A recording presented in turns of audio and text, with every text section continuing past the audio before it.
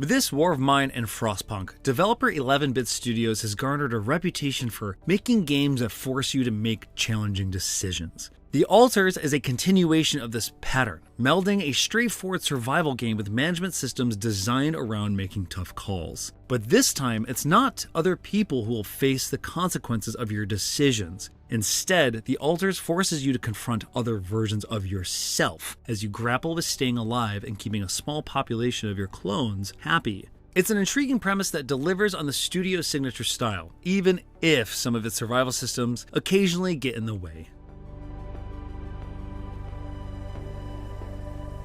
You play as Jan Dulski, who wakes up on the shores of a black beach on a planet very far from home.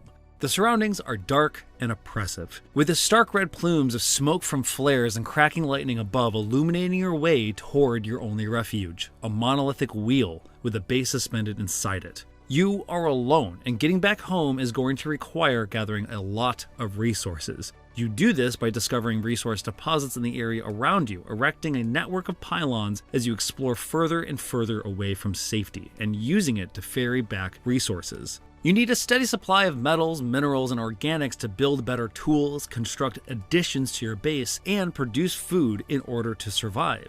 The planet might be foreign, but it has what you need to get home. The only thing that isn't in abundance is time. As the days tick by, the sunrise creeps closer, spelling doom to anyone caught in its highly radioactive rays. Fortunately, you're also surrounded by an ethereal mineral known as rapidium, which can be used to accelerate the growth of living cells. With it, and a convenient stash of your entire life's memories in a computer, you're able to create clones of yourself to give you a fighting chance to get back home.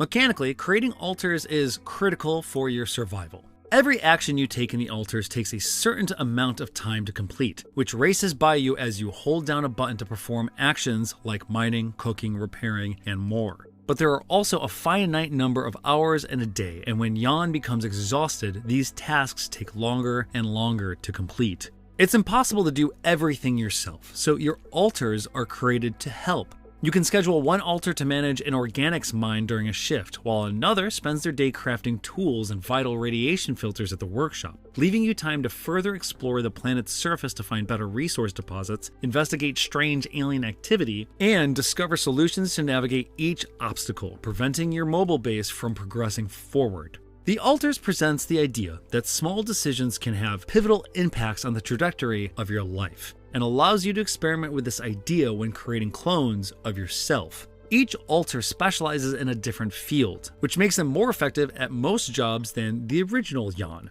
A miner Jan harvests resources most effectively, while technician Jan can repair base modules faster than anyone else. Everyone is voiced by the same actor as the original Jan, with each personality presenting with a pleasing level of seriousness and playfulness given the scenario. If there's anyone in a bad mental condition in this room, it's definitely not me.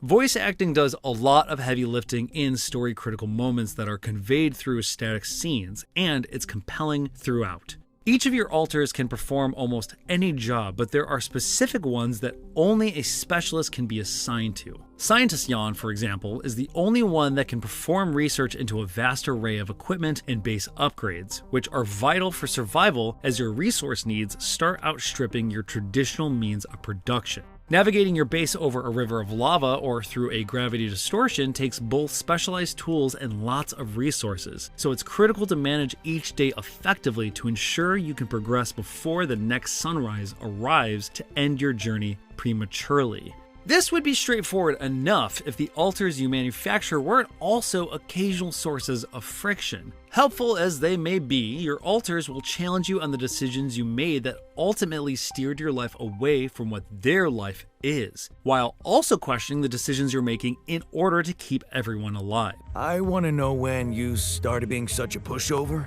All of them share an understanding that there's no certainty around what happens to them once they help you fulfill your mission to get home. So convincing them to give their lives to pursue it takes some clever management of its own. Let's get one thing straight. I did what you created me for.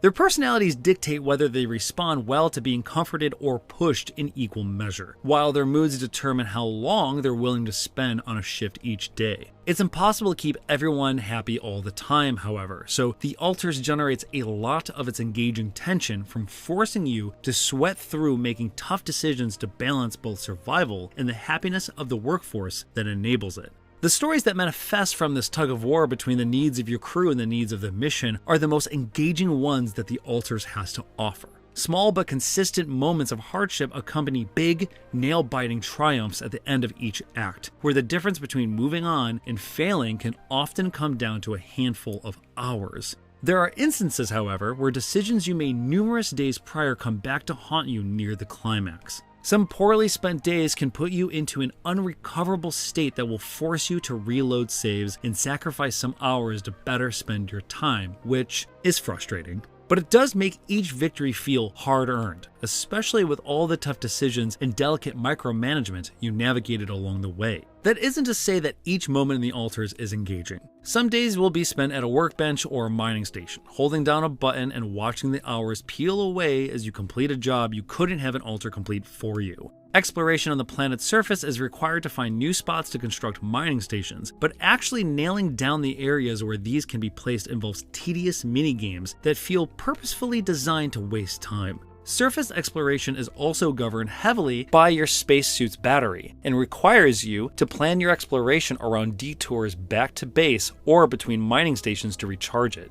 The altar's light combat is also an uneven addition to surface exploration. Near invisible enemies of different varieties populate the land around your base, with some damaging you with radiation if you pass through them, while others can dilate time and steal precious hours from your day. Early on, enemies are easy enough to carefully move around, but as you progress, they become more aggressive and increasingly more dangerous, with some able to knock you out and waste your day with a single misstep. With the pressure of managing resources and hours in the day, the addition of this battery management to exploration feels punitive and punishing, and ends up being more frustrating than engaging to overcome. The moral dilemmas and confronting moments created by manufacturing and living with alternate versions of yourself is a captivating narrative that the altars delivers on, creating moments of emotional and mechanical tension by balancing its various management systems atop one another. It paves the way for some nail-biting victories and memorable interactions, but is also hampered by occasional tedium and needlessly frustrating exploration that is governed too heavily by a single resource.